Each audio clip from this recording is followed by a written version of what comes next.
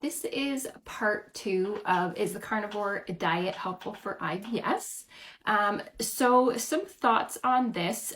So essentially the carnivore diet is going to reduce to pretty much zero any fermentable carbohydrates.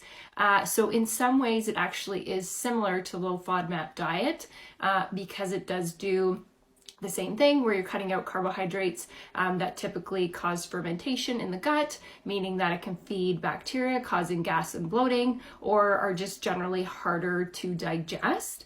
So from that perspective, even though there's no research out there for the carnivore diet, I could see it being helpful on a short-term basis, no longer than 4 weeks, for someone who is struggling with IBS.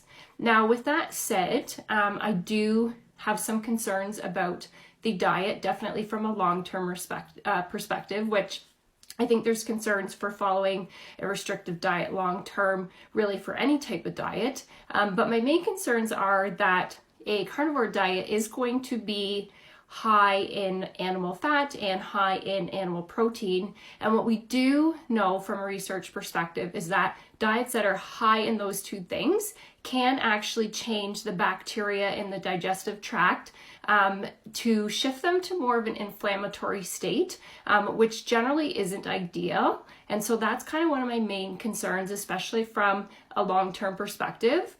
So I could see the carnivore diet being helpful for short-term use, no longer than 4 weeks, but definitely it's not something that I would recommend anyone long-term.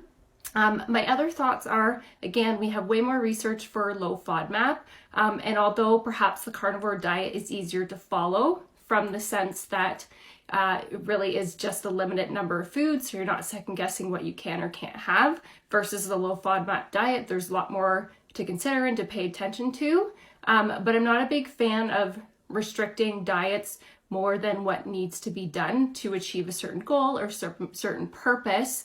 And so I'm always hesitant in my IBS patients to really do any kind of super restrictive eating because we already know that there's a lot of eating disorders that happen in our IBS patients. And so I want to be mindful of that and make sure that I'm not feeding into that. So I hope that that was helpful, gives you some good information about the carnivore diet. If you've tried it, I would love to know. I'm always open to learning and would love to hear about your experience, if it's been helpful or not helpful, so that we can all learn together.